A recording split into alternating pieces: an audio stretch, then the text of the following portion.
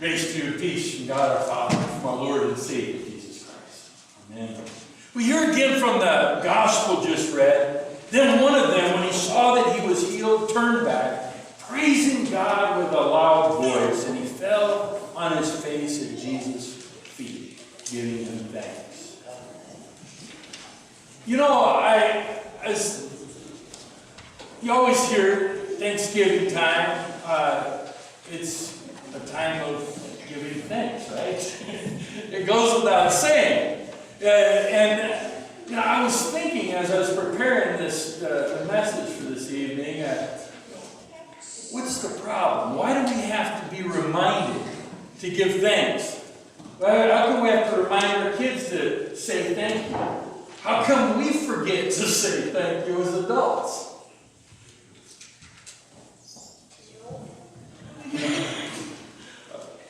And there's a problem. There's a problem, not just that I'm old, Thomas. It's that I've got something inherited from my great-great-great-grandfather, Adam, called self-centeredness.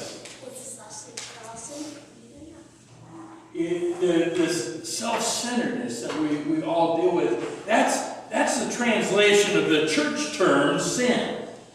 It's being curbed in on ourselves, self-absorbed.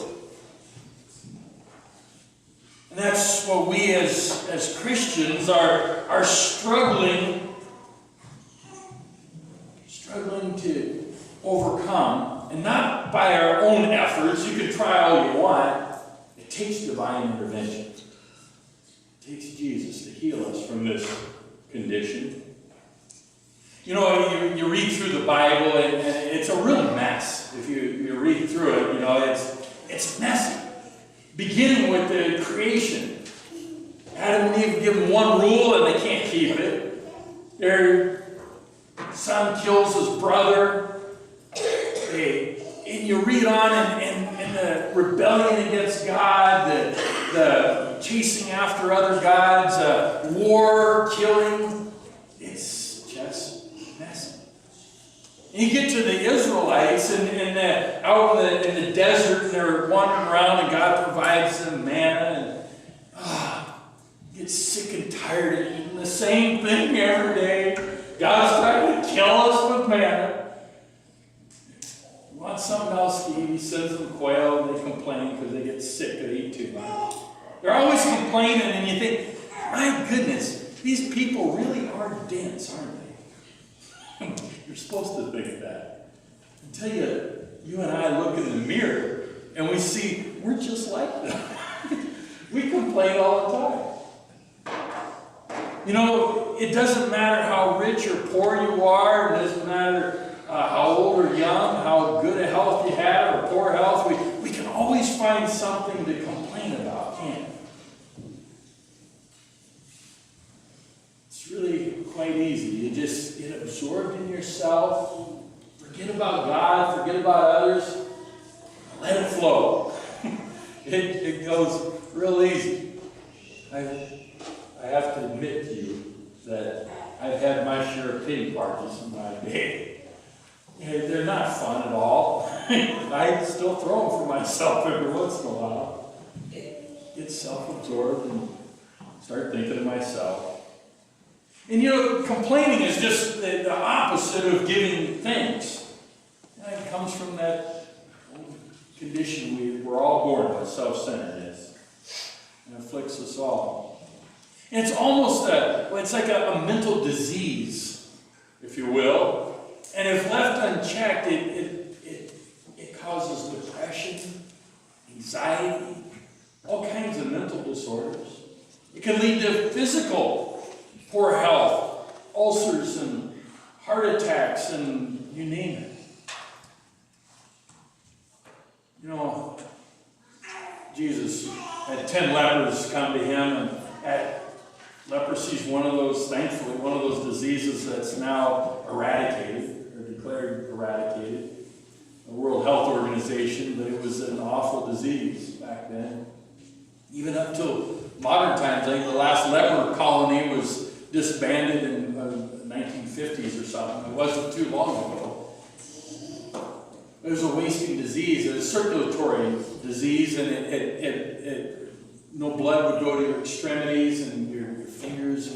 You don't have any blood going to your fingers, your ears, your nose, your toes. You imagine what happens. It was awful. It was a painful, lonely death. You weren't allowed around friends, neighbors, anybody that was healthy, because it was contagious. You had to live in a leper colony or live with lepers. And then these lepers, their only hope was Jesus. Doctors couldn't help them. Only Jesus could. Lord, have mercy upon us. Jesus had mercy on them and healed them.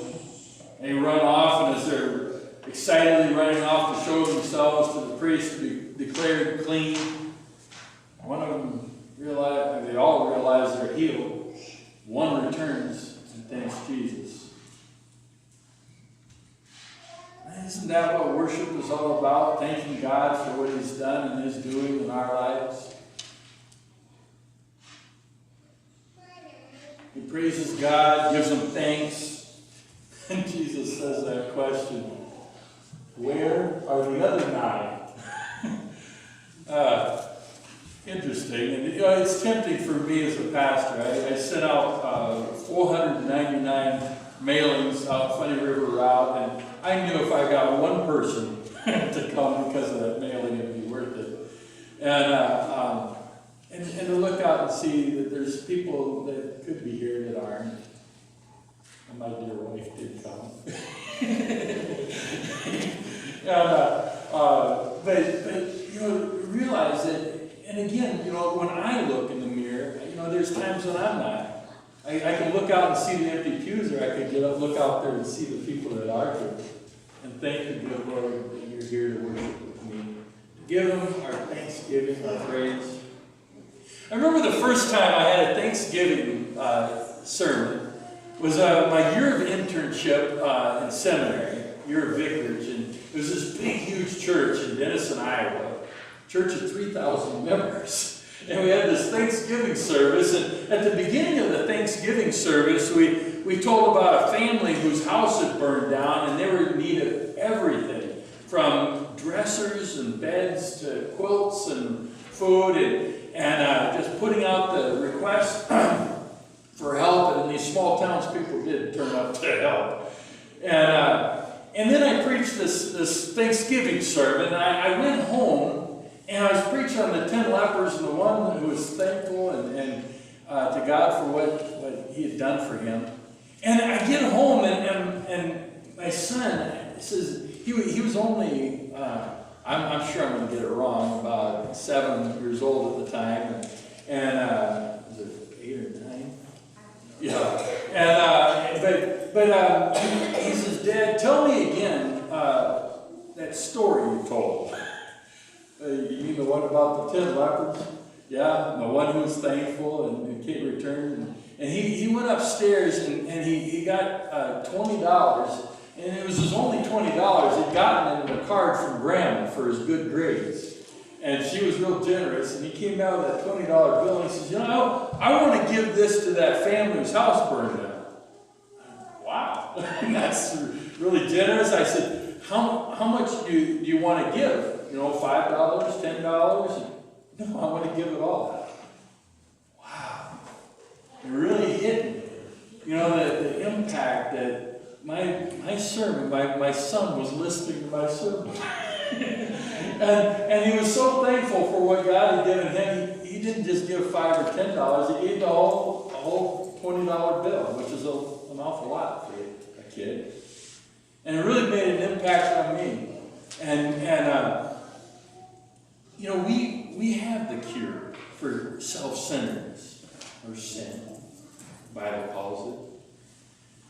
As we forget about ourselves, worship God, show our thankfulness in serving others that are in need, we're cured. And it's an ongoing process. We won't be fully cured of this condition until we're home in glory. It's a process that began with faith, with baptism, continues throughout our life. It's an ongoing process of being healed of this disease. Jesus is in the process of healing you and I, healing us of that self-centeredness. We'll take our attention off ourselves, focus on God as we gather together in worship tonight, as we serve our neighbor in need, whether it's canned foods for the food bank or helping somebody that we know is in need, by serving Him in our callings in life, as fathers, mothers, employees, employers. May you continue that healing process. Amen. Now may the peace of God, which passes all human understanding, keep your hearts and your minds in Christ Jesus, life everlasting.